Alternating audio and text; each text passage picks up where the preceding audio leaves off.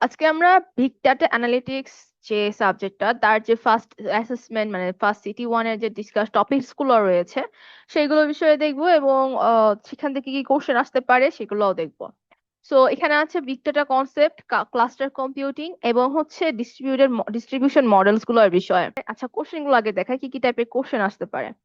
First of all আসতে পারে হচ্ছে what is distributed file system, difference between replication and threading, এটাও দেখবো।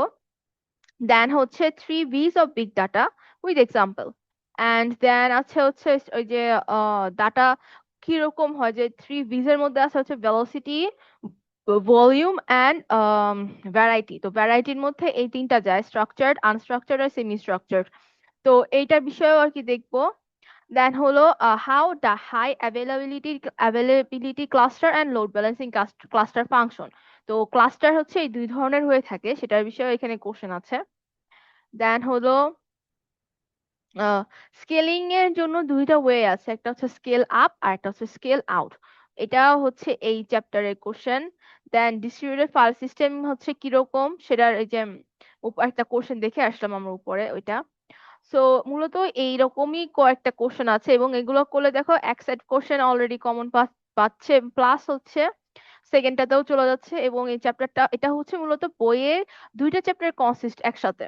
একটা হলো তোমার এই যে এই চ্যাপ্টারটা introduction to world of big data, এবং হচ্ছে চ্যাপ্টার টু যেটা বিগ ডাটা কনসেপ্ট, এই দুইটা চ্যাপ্টার মিলিয়ে হচ্ছে এই লেকচার ওয়ানটা ক্রিয়েট করা।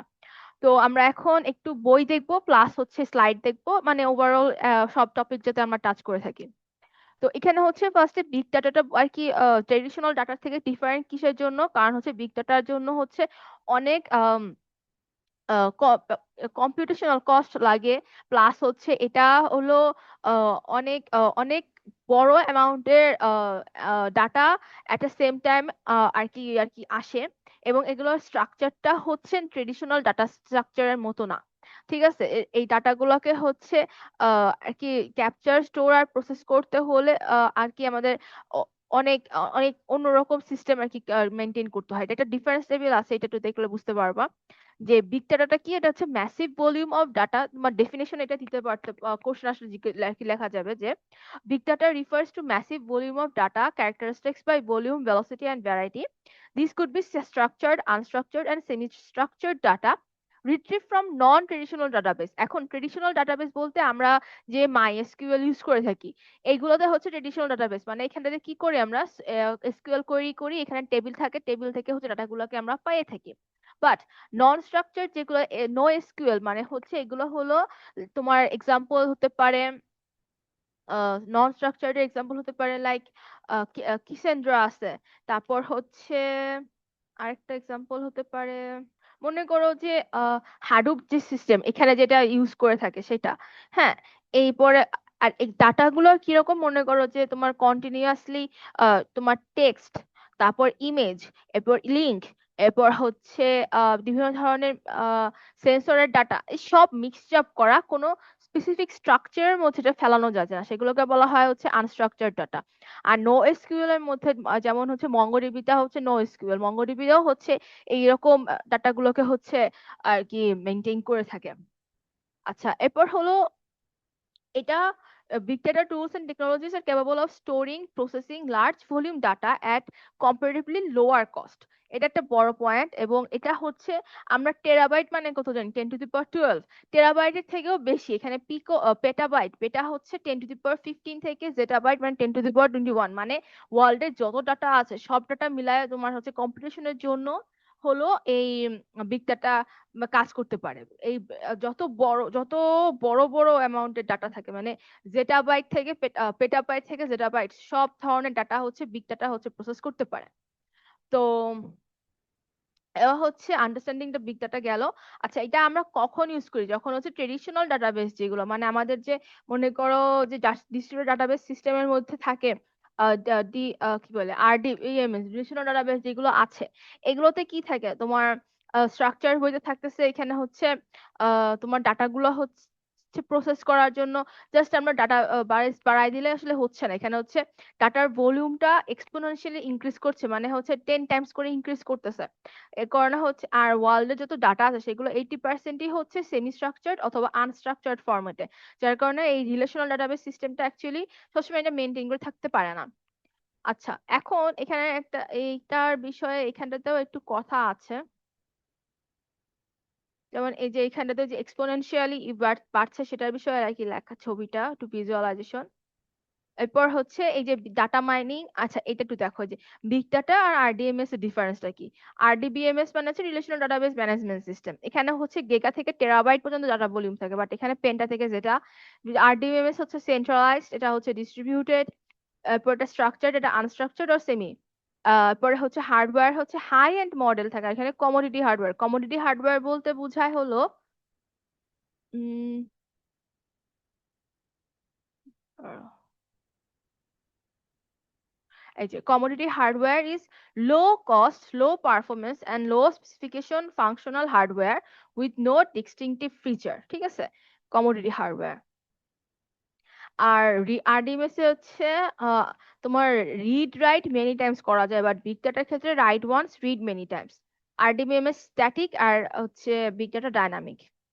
আর এরপর হলো যে ডাটা মাইনিং আর বিগ ডাটা ডিফারেন্স। ডাটা মাইনিংটা কি, এখানে হচ্ছে কোন ডাটা থেকে হচ্ছে নলেজ এক্সট্রাক্ট করা। আর বিগ ডাটা আমরা অলরেডি দেখে আসছি কি, এটা হচ্ছে ম্যাসিভ অ্যামাউন্টের ভলিউমাস ডিফারেন্ট ভ্যারাইটি ডাটাকে আর হলো বিভিন্ন ভেলোসিটি রেটে আসা ডাটাকে হচ্ছে কি রিফার করতেছে বিগ ডাটা। এরপর হচ্ছে এটা স্ট্রাকচার্ড হয়, এটা স্ট্রাকচার্ড আনস্ট্রাকচার সেমি সবগুলা। ডাটা মাইনিং এ হচ্ছে অনেক কম্পিউটেশনাল কস্ট হাই, বাট এখানে হচ্ছে লো। আর এটা যেটা টেরা গিগা টু টেরা, এটা হচ্ছে পেন্টা টু যেটা এই। আচ্ছা, এবার হচ্ছে বিগ ডাটার যে তিনটা ক্যারেক্টারিস্টিক্স গুলো ক্যাটাগরি আছে, 3 V's: ভেলোসিটি, ভ্যারাইটি আর ভলিউম। ভেলোসিটি বলতে বোঝায় হচ্ছে যে কত স্পিডে হচ্ছে ডাটাটা ক্রিয়েট হচ্ছে, যে speed of generation, rate of analysis. আর ভ্যারাইটি হচ্ছে ওই যে ডাটা টাইপ যে তিনটা। আর এদিকে হলো ডাটার ভলিউমটা, যেটা যে কত বড় ডাটা আর কি আসতেছে এটা। ওকে, এখন এখানে একটু দেখাই। এই যে ভলিউমটা বলতে এখানটাতে বোঝাচ্ছে ওইগুলা। এবার হচ্ছে এখানটাতে the major source contribution to this are tremendous growth of volume in social media, point on sale transaction, online banking, GPS sensor in vehicles. এরপর হচ্ছে ফেসবুক জেনারেট অ্যাপ্রক্সিমেটলি 500 টিবি, এটা লাগছে মানে হিউজ অ্যামাউন্টের ডাটা আর কি ক্রিয়েট হচ্ছে, সেটা আর কি বলতেছে ভলিউম। এরপর ভেলোসিটি বলতে যে হচ্ছে increase of volume of data with the speed at which data is generated also searched up, মানে speed at which data generated, এটা যেটা সেটা। দেন হলো ভ্যারাইটি। ভ্যারাইটির মধ্যে যে তিনটা বিষয়ে এখন একটুখানি ডিসকাশনের ব্যাপার আছে। স্ট্রাকচার বলতে আমরা দেখছি কি, স্ট্রাকচার বলতে বোঝায় হচ্ছে টেবিল আকারে। আনস্ট্রাকচার্ড মানে হচ্ছে কোনো স্পেসিফিক প্যাটার্নের মধ্যে সব ডেটা ফেলানো যাবে না, এখানে মেবি আছে তো। এই যে, হ্যাঁ, এই যে স্ট্রাকচার হচ্ছে এরকম। আনস্ট্রাকচার হচ্ছে এই যে include media, audio, image, email, text file, সবকিছু একসাথে, এটা হচ্ছে তোমার আনস্ট্রাকচার্ড। আর যেটা সেমি স্ট্রাকচার হচ্ছে জেসন অথবা এক্সএমএল ফাইল। দেখো এখানে একটা এক্সাম্পল আছে, এই যে এক্সএমএল এর মধ্যে এই যে আমরা ট্যাগ ইউজ করে থাকি, হ্যাঁ, এই ট্যাগ গুলা হচ্ছে মূলত আমাদেরকে ডাটাকে সেপারেট করতে সাহায্য করে, যে কোন ধরনের কি মিন করতেছে, মানে এখানে কিছু স্ট্রাকচার কিছু সেমি স্ট্রাকচার, মানে এই ট্যাগ গুলো দিয়ে হচ্ছে আমরা স্ট্রাকচার ডিফাইন করছি এবং ট্যাগের ভিতরে ডাটাগুলো হচ্ছে আনস্ট্রাকচার্ড, ঠিক আছে। তো এইটা হচ্ছে এটাকে বলা হয় হচ্ছে সেমি স্ট্রাকচার, যে কিছু স্ট্রাকচার থাকবে কিছু আনস্ট্রাকচার থাকবে, যেমন এটা সেমি স্ট্রাকচার বলে। এই যে ট্যাগ, আবার হচ্ছে মার্কার থাকে, মার্কার গুলো থেকে দিয়ে আর কি হলো আমরা ডাটাগুলোকে আর কি একটা প্যাটার্নের মধ্যে ফেলানোর চেষ্টা করি, কিন্তু ভিতরে যে ডাটাগুলো সেগুলো আবার হয়ে থাকে কি, সেগুলো হচ্ছে আনস্ট্রাকচার্ড হয়ে থাকে। আচ্ছা, এখন এই যে আমাদের বিগ ডাটাকে আর কি মেনটেন করার জন্য হলো হাডুপ, এইচডিএফএস, ম্যাপরিডুস, এটা যেহেতু এই স্লাইডে নাই, সো আমরা এটার বিষয়ে পড়বো না। এরপর হচ্ছে ক্লাস্টার কম্পিউটিং, যেটা এটার ভিতরে যায়। ক্লাস্টার কম্পিউটিংটা হচ্ছে কিভাবে করা হয়ে থাকে। ক্লাস্টার কম্পিউটিং এর জন্য দুইটা ক্যারেক্টারিস্টিক্স আছে, দুই ধরনের ক্যারেক্টার। একটা হচ্ছে হাই অ্যাভেলেবিলিটি আর আরেকটা হচ্ছে লোড ব্যালেন্সিং। এই যে এখানে যেটা দেখতে পাচ্ছ এটা হচ্ছে ক্লাস্টার কম্পিউটিং। এটা মানেটা কি? এটা মানে হচ্ছে অনেকগুলো ইন্ডিভিজুয়াল কম্পিউটার, হ্যাঁ এই দেখো, distributed or parallel computer system, এইগুলো এটার ভিতরে হচ্ছে অনেকগুলো স্ট্যান্ডালোন পিসি, প্রত্যেকটা হচ্ছে একটা স্ট্যান্ডালোন পিসি একত্রিত হয়ে একটা single integrated high available resource হিসেবে কাজ হচ্ছে। এখানটাতে আর কি অনেকগুলো পিসি একসাথে কাজ করতেছে অ্যাজ এ সিঙ্গেল পিসি, ঠিক আছে? এটাই হচ্ছে ক্লাস্টার কম্পিউটিং, অনেকগুলো মিলে একটা সিঙ্গেল সেন্স আর কি হিসেবে কাজ করতেছে, এটা ওয়ার্ক স্টেশন টাইপের। এই যে দেখো এখানে যতগুলো আছে সেগুলো এই যে সুইচ আর এই যে লজিক নোডের মাধ্যমে আর কি কানেক্টিভিটি ওদের মধ্যে আছে, এবং এদিকে নিচে ইউজাররা আর কি এগুলোকে ইউজ করছে। তো এখন এটার বিষয়ে একটু আমরা বইয়েও দেখি।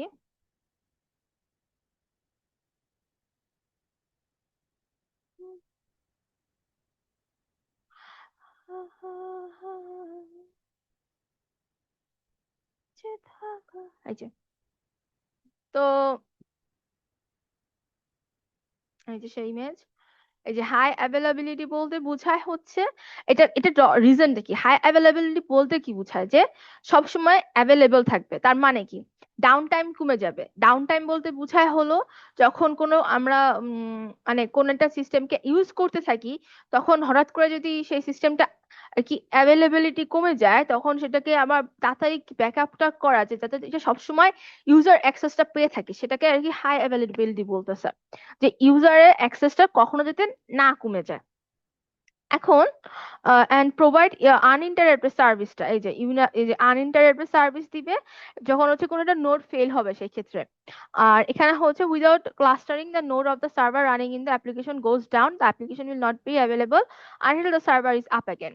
তো আমরা হচ্ছে এখানে কি করে থাকি, minimise the down time and increase the uninterrupted service quality. মানে হচ্ছে এখানে হলো system highly fault tolerant with many redundant nodes with sustained fault and failure. এখানে একটু পরেই দেখি কি আছে। উম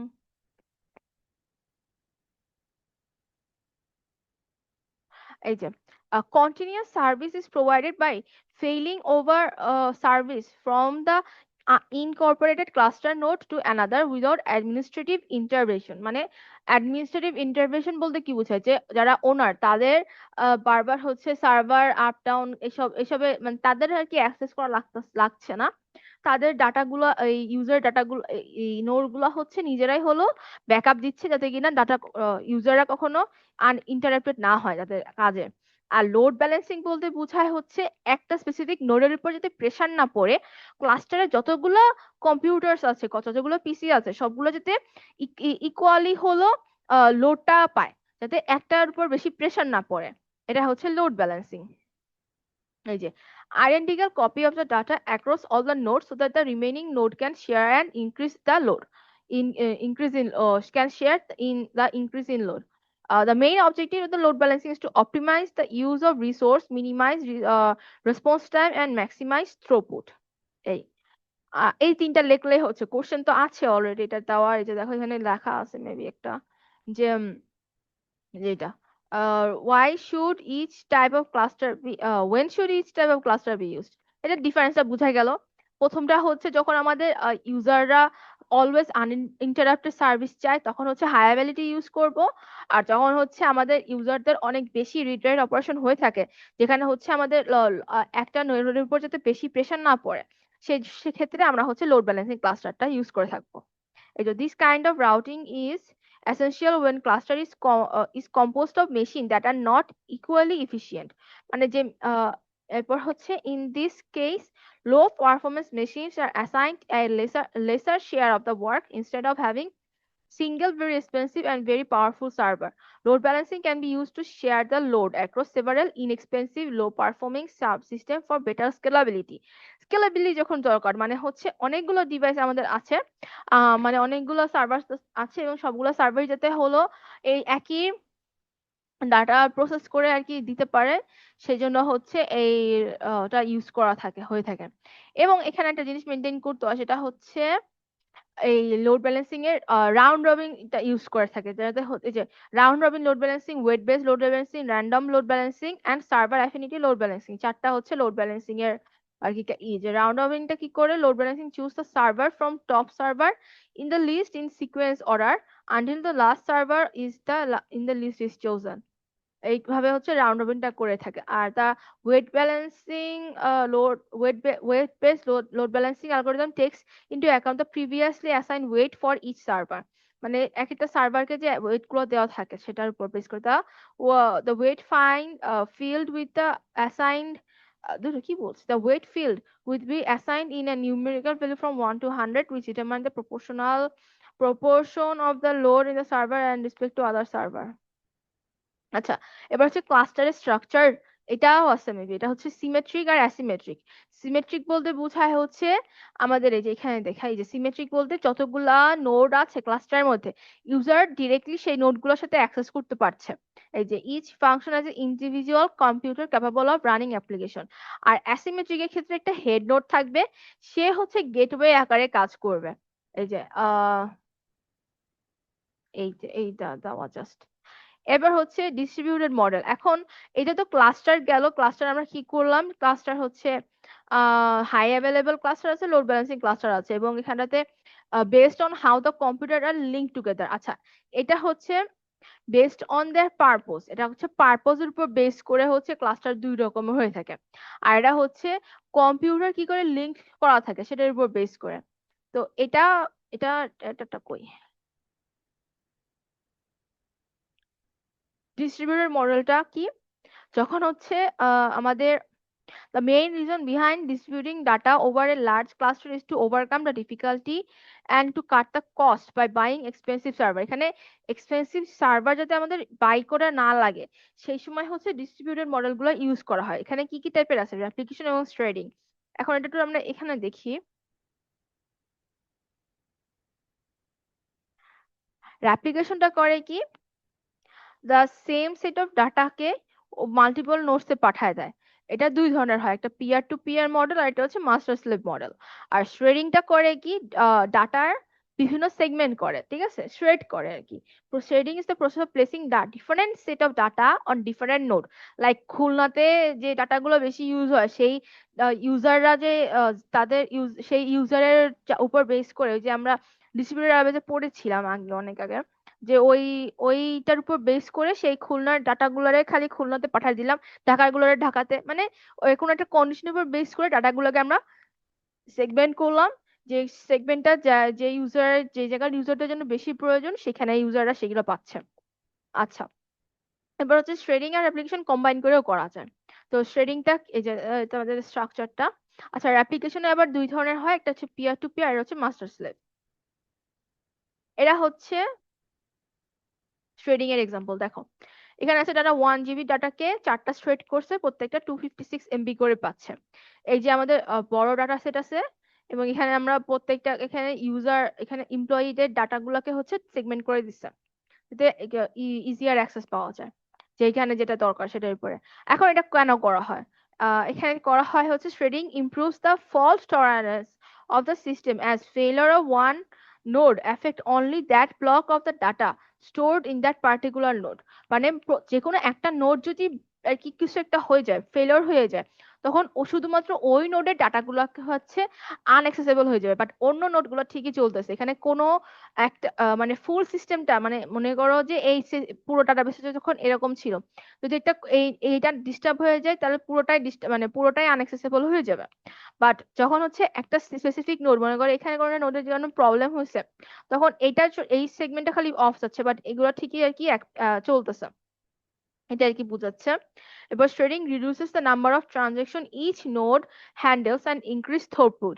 মানে ট্রানজাকশন বলতে বোঝায় কি, রিড রাইট অপারেশন যেগুলো করতেছে, যে রিড করছে রাইট করছে, প্রথমে হচ্ছে ডাটাবেসটারে হলো প্রথমে অ্যাকুয়ার করবে, যদি রিড করতে চায় শুধু রিড করবে, লক করে নেয় যেটা। হ্যাঁ, তো এখানে হচ্ছে ট্রানজাকশন গুলা অ্যামাউন্টটা একটা নোডের জন্য যে প্রেসারটা সেটা কমায় দিচ্ছে, প্লাস হচ্ছে থ্রুপুটটা ইনক্রিজ করতেছে। এরপর হচ্ছে it reduce data each node needs to store. প্রত্যেকটা নোডের মধ্যে এখন কম ডাটা লাগতেছে এই। আর আর অ্যাপ্লিকেশনটা কি রেপ্লিকেট করছে, সেম ডাটাই প্রত্যেকটা সেগমেন্টের মধ্যে পাঠিয়ে দিচ্ছে। এখন এটা কেন করা হয়, এটা করা হয় যাতে when a node crashes, data stored in another in that node is lost, কিন্তু হচ্ছে এখানটাতে অন্য ডাটা অন্য নোডগুলোর মধ্যে সেম কপিগুলো থাকতেছে, যেহেতু এখানে ডাটাগুলো রেপ্লিকেটেড করা থাকছে। ঠিক আছে, এখানে মেবি এগুলো বিষয়ে এক্সট্রা কিছু দেওয়া নাই না। ওকে, এরপর হচ্ছে এটাও হচ্ছে সিস্টেমটাকে ফল্ট টলারেন্ট বানাচ্ছে, since the data is not lost when individual node is fail, as the data is redundant across the nodes। এরপর হলো মাস্টার স্লেভ মডেল আর peer to peer model. Master slave মডেলটা কিরকম কেন হয়, যেখানে হচ্ছে one centralised device known as the master control one or more devices as the call the slave. এখানে রাইট অপারেশনটা যেটা সেটা হচ্ছে মাস্টার হ্যান্ডেল করে, ঠিক আছে, এবং রিড অপারেশন গুলো যে কোনো নোড কাজ করতে পারবে। এটা all write requests are handled by the master node and the data update insert delete সব মাস্টার নোড করতে, শুধু রিড রিকোয়েস্টটা সব স্লেভরা করছে। এটা হচ্ছে supports intensive read request and increasing demand can be holded by appending additional slave node. আচ্ছা, এখন হচ্ছে যদি মাস্টার নোড কখনো ফেল হয় তখন write request can not be fulfilled যতক্ষণ না তোমার মাস্টার নোডটা নিউ মাস্টার এখানে নতুন অ্যাসাইন করা হচ্ছে। দেখো এই যে মাস্টার নোডটা শুধুমাত্র রাইট করতেছে, মানে যদি মনে করো ক্লায়েন্ট 3 ও রাইট অপারেশন করতে হবে, ও হচ্ছে মাস্টার নোডকে বলবে মাস্টার নোড তারপরে হচ্ছে রাইট অপারেশনটা প্রত্যেকটা স্লেভে করে দিবে। বাট যখন রিড অপারেশন করতে চাই, 4 স্টেপ ফ্লোরের সাথে কানেক্টেড আছে, ও ডিরেক্টলি রিড করতে পারবে। ওয়ান সবাই হচ্ছে রিড করতে পারবে, রিড হচ্ছে আমার যখন মেইনলি মূলত দরকার তখন হচ্ছে এই মাস্টার স্লেভ মডেলটা করতে হবে। আর যখন আমাদের রাইট করা লাগে তখন মনে করো যদি এই 4টা ক্লায়েন্টেরই আমার রাইট করা লাগে, 4টা ক্লায়েন্টই হচ্ছে মাস্টার স্লেভটা মাস্টার নোডটাকে হচ্ছে আর কি তোমার কি করবে, তোমার বারবার হচ্ছে ট্রানজেকশনের জন্য আর কি রিকোয়েস্ট করবে। সো মাস্টার নোডটা তখন হয় কি ওভারলোডেড হয়ে যাবে। এটা হচ্ছে মাস্টার স্লেভ মডেলের একটা কি বলে ডিমেরিট। এটা হচ্ছে রিড অনলি স্কেলেবল, ঠিক আছে, মানে হচ্ছে তুমি রিড যত দরকার তুমি ততগুলো স্লেভ অ্যাড করতে পারো, বাট রাইটিং এর ক্ষেত্রে এটা হচ্ছে বড় ড্রব্যাক, ঠিক আছে।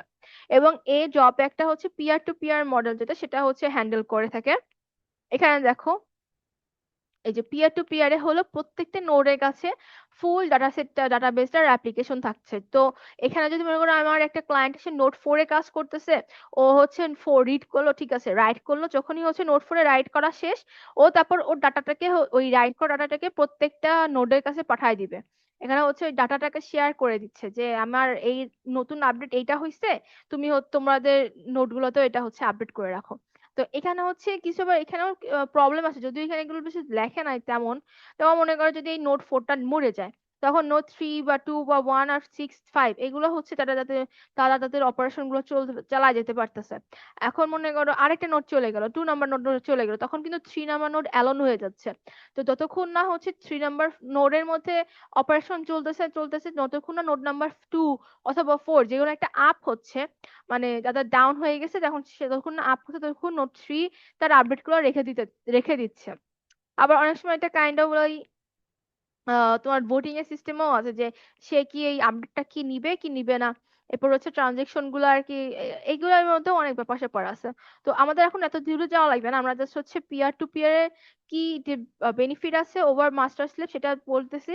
সেটা হচ্ছে যে প্রত্যেকটাতে রিড রাইট অপারেশন হচ্ছে এবং প্রত্যেকটা নোডের কাছে ইকুয়াল লোড ব্যালেন্সিং হচ্ছে। এখানটাতে আগে শুধু রাইটের জন্য মাস্টারের উপর বেশি লোড পড়ছিল, সেটা হচ্ছে এখন আর নাই। এরা হলো তোমার পিয়ার টু পিয়ার। আর এবার এটা হচ্ছে কম্বাইন্ড মানে হাইব্রিড মডেল।